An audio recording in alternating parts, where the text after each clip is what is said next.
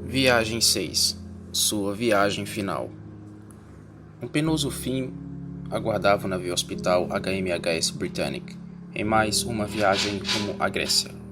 Seu destino seria selado de uma forma muito trágica. Aquele que um dia fora projetado para ser mais um navio luxuoso da White Star Line, logo se tornaria escombros no fundo do mar. Senhoras e senhores, esta é a parte 2 da história sobre o Britannic. Era para ser mais uma viagem de rotina rumo ao Mar Grego para resgatar mais feridos das linhas de frente da então Primeira Guerra Mundial. O destino era Mudros. Mais uma vez, o Britannic foi comandado pelo capitão Charles Bartlett. Nessa viagem, havia uma veterana em navios dessa classe. Seu nome entraria para a história. Ela era Violet Jessop. Esta, que por sua vez havia sido camareira no navio irmão de classe, o Titanic, e tendo sobrevivido ao naufrágio, estava embarcada para sua primeira viagem a bordo do Britannic. Mal sabia ela que, horas depois, iria testemunhar outra tragédia envolvendo justamente um naufrágio. No dia 12 de novembro, o HMHS Britannic partiu de Southampton com 1.066 pessoas a bordo, compondo a equipe médica, alguns sobreviventes e também membros da tripulação. O navio chegou a Nápoles por volta das 7 horas da manhã do dia 17 de novembro, pois era aqui que ele normalmente carregava carvão. No entanto, em vez de partir no horário da tarde, ele foi preso por conta de condições climáticas extremas e partiu 3 dias com atraso para Lemos em 20 de novembro. O quão diferente poderia ter sido sua história se o navio pudesse partir a tempo, pois no dia seguinte, dia 21 de novembro de 1916, seria o último dia do magnífico Britannic a navegar pelos mares.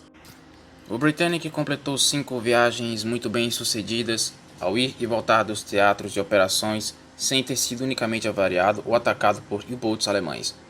Ele partiria de Southampton para Lemos às 14 horas e 23, conforme relatos da época, do dia 12 de novembro de 1916. Seria sua 6ª viagem rumo aos campos de batalha. Acabou passando por Gibraltar mais ou menos às meia-noite.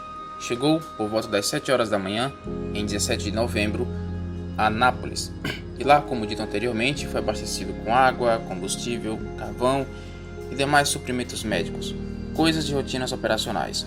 Não pôde prosseguir com o cronograma devido a uma tempestade local, mas no dia seguinte, na terça-feira, dia 21 de novembro, a tempestade cessou e o mar estava calmo novamente.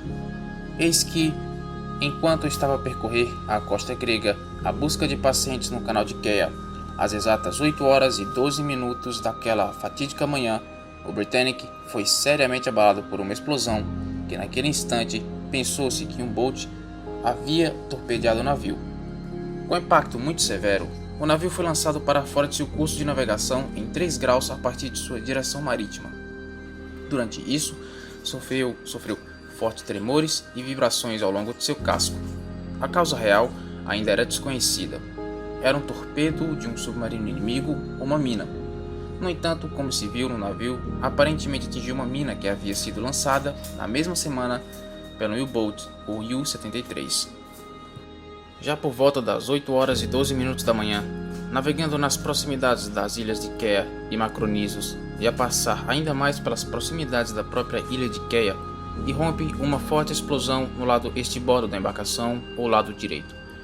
A maioria da equipe hospitalar estava a tomar seu café da manhã na hora em que se deu o fatídico momento. Instantes após, a tripulação tomou conhecimento da gravidade do incidente, agindo imediatamente para um plano de evacuação de todos que estavam a bordo. Bartlett, o oficial-chefe, como Robert Hume, foram ambos para a ponte de comando, onde, de lá, constataram o desastre que estava a ocorrer em seu navio. A detonação abriu um buraco nos compartimentos 3 e 4. A explosão também danificou os compartimentos próximos. Rapidamente, o corredor da sala da caldeira número 6 estava inundada. É estimado que em poucos minutos, pelo buraco aberto pela explosão, entrara mais de 10.000 toneladas de água, desta forma incapacitando suas chances de flutuabilidade. As comportas estanques foram acionadas, mas elas não funcionaram, certamente devido ao dano catastrófico causado pela violenta explosão da mina antinavio. Para melhor circulação de ar, as escotilhas e demais janelas da grandiosa embarcação tinham sido abertas, e as mesmas proporcionaram um aumento no volume de água que inundava o navio a cada segundo. A inclinação começou para este bordo, ou novamente o lado direito, e os operadores da sala Marconi, a sala de rádio, emitiram um sinal de SOS para quem estivesse nas redondezas e pudesse ajudá-los em sua agonia. Nesse instante, o cruzador HMS Scrooge estava ocupado em uma missão para tentar desencalhar um navio que havia batido em uma outra mina aquática. Porém, rapidamente mudou seu curso para ir em resgate ao Britannic. O mesmo aconteceu com o HMS Heroic. O capitão Bartlett não tinha conhecimento algum acerca dos danos nas salas das caldeiras. Este ordenou a marcha ré, mas, ao fazê-lo, acelerou ainda mais a entrada de água no navio, que a essa altura a equipe hospitalar já se encontrava a posto para iniciar os procedimentos de evacuação. O capitão Bartlett ordenou que preparassem os botes salva-vidas, mas não falou nada sobre seus lançamentos ao mar.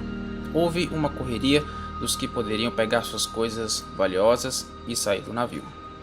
Violet Jessop, que então volta aos seus aposentos para poder pegar sua escova de dentes. Tempos depois, em suas memórias, ela relata que sentiu falta disto quando no naufrágio do Titanic e que não queria ficar sem o item até então. O tenente Shackleton retira os poucos feridos para os convés dos botes.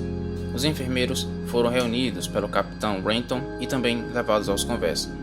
O navio se inclinava cada vez mais e os passageiros temiam que o navio tombasse de uma vez. O capitão manobrava a embarcação com a proa à ilha de Kea. Então, os primeiros botes foram lançados sem permissão. O capitão planeja parar a casa das máquinas para iniciar o lançamento dos botes, mas muito antes que conseguisse, a essa altura 2 botes foram lançados no lado bombordo do navio, ou o lado esquerdo. As hélices, que estavam quase no nível da água, criando uma forte sucção, e um dos botes acabou sendo esmagado pelas gigantescas hélices. Violet conseguiu soltar a tempo para se salvar, mas bate a cabeça em um barco que veio em seu socorro, e mesmo assim ela é salva. Enquanto isso, no lado bombordo, um dos oficiais consegue manter a disciplina e embarcar todos nos botes, mas um grupo indisciplinado tomou a iniciativa de lançar os botes do convés da popa. O último bote foi lançado ao mar às 9 horas da manhã em horário estimado. O capitão permaneceu a bordo na tentativa de salvar o navio já condenado. Tenta religar os motores, mas desiste ao ver a proa já submersa. O capitão foi o último a abandonar o navio. Saltou no mar e foi em direção a um bote, também se salvando. A proa impacta no fundo do mar a pouco mais de 100 metros abaixo da superfície. A popa se ergue aos céus. O Britannic adenou completamente para este bordo e desapareceu da superfície a estimadas 9 horas e 7 minutos, deixando o saldo total de 1.125 pessoas a bordo, sendo que delas 30 morreram e 45 ficaram feridas. Os sobreviventes foram resgatados pelo navio HMS Scrooge, o mesmo que recebeu o sinal SOS às 8 horas e 15 da manhã, quando a explosão pela mina marítima ocorreu por volta das 8 horas e 12 minutos. 2 outros rebocadores também estavam com o navio no momento presente. Os primeiros a resgatarem foram os pescadores locais da ilha de Kea. 35 botes salva-vidas tinham sido lançados. Muitos dos sobreviventes foram alocados para a ilha de Kea. O HMS Scrooge chegou ao local às 10 horas da manhã e resgatou 339 pessoas. O HMS Heroic havia chegado pouco antes e conseguiu recuperar 494 sobreviventes. Ambos os navios não tinham condições de acomodar mais pessoas. Então, o contra-torpedeiro HMS Foxhound assumiu o resgate às 11 horas e 45. No total, 1.036 pessoas conseguiram ser resgatadas. Até o final da guerra, os alemães nunca admitiriam o lançamento da mina, ou nenhum capitão veio à imprensa, até pelo menos o que se sabe ao momento, relatar que algum submarino tenha lançado aquela mina anti-navio.